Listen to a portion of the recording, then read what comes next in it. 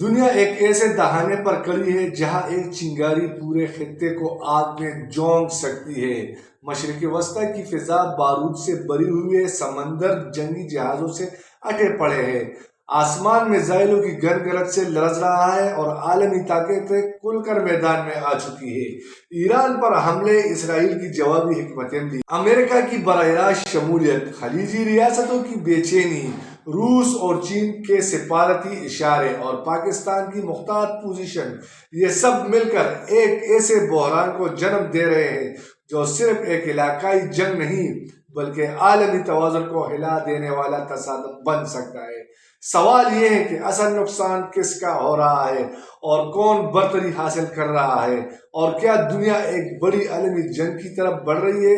میں ہوں محمد اسد اور آپ دیکھ رہے ہیں انسائٹ پاکستان۔ ناظرین کرام، ایران پر حالیہ مشترکہ حملوں کے بعد صورتحال انتہائی کشیدہ ہو چکی ہے۔ مختلف شہروں میں فوجی تنصیبات، میزائل مراکز اور حساس مقامات کو نشانہ بنایا گیا۔ ایرانی حکام کے مطابق سینکڑوں افراد جان کی بازی ہار چکے ہیں، جبکہ زخمیوں کی تعداد ہزاروں میں بتائی جا رہی ہے۔ شہری آبادی بھی متاثر ہوئی ہے، جس سے داخلی دباؤ میں اضافہ ہوا ہے۔ ایرانی قیادت نے اسے کھلی جارحیت قرار دیتے ہوئے بھرپور جواب دینے کا اعلان کیا۔ جوابی کارروائی میں ایران نے درجنوں نہیں بلکہ سینکڑوں میزائل اور ڈرون داغے۔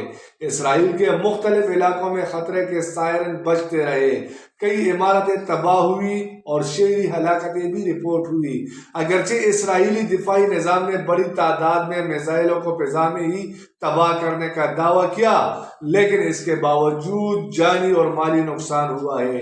اسرائیل کی فوجی تنصیبات کو بھی نشانہ بنانے کی کوشش کی گئی، جس کے اثرات ابھی مکمل طور پر سامنے نہیں آئے۔ امریکہ، جو ابتدا میں معاون کردار میں دکھائی دے رہا تھا، اب براہ راست میدان میں ہے۔ خلیجی خطے میں موجود اس کے فوجی اڈوں کو بھی خطرات لاحق ہوئے۔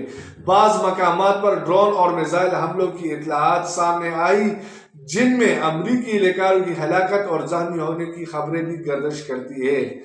تاہم مکمل اعداد و شمار مسلسل تبدیل ہو رہے ہیں۔ امریکہ نے واضح کیا ہے کہ وہ اپنے مفادات اور اتحادیوں کے دفاع سے پیچھے نہیں ہٹے گا۔ خلیجی ممالک کی صورتحال نہایت نازک ہے۔ بعض ریاستوں میں فضائی حدود عارضی طور پر بند کی گئی، تیل کی تنصیبات کو ہائی الرٹ پر رکھا گیا ہے اور بندرگاہوں کی سیکورٹی سخت کر دی گئی۔ آبنائے ہرمز میں کشیدگی بڑھنے سے عالمی منڈی میں تیل کی قیمتوں میں اتار چڑھاؤ دیکھا جا رہا ہے۔ اگر یہ راستہ متاثر ہوتا ہے تو پوری دنیا کی معیشت اس کی لپیٹ میں آ سکتی ہے۔ روس نے اس صورتحال پر شدید تشویش ظاہر کرتے ہوئے فوری جنگ بندی اور مذاکرات کا مطالبہ کیا ہے۔ چین نے بھی طاقت کے استعمال کی مخالفت کی اور سفارتی حل پر زور دیا ہے۔ دونوں طاقتیں خطے میں عدم استحکام کو عالمی امن کے لیے خطرہ قرار دے رہی ہے۔ پاکستان نے متوازن موقف اپناتے ہوئے کشیدگی کم کرنے کی اپیل کی ہے اور اپنے شہریوں کے تحفظ کو ترجیح قرار دیا ہے۔ اسلام آباد اس معاملے میں براہ راست فریق بننے سے گریز کرتے ہوئے خطے میں امن اور استحکام کی حمایت کر رہا ہے۔ اب سوال یہ ہے کہ آگے کیا ہوگا۔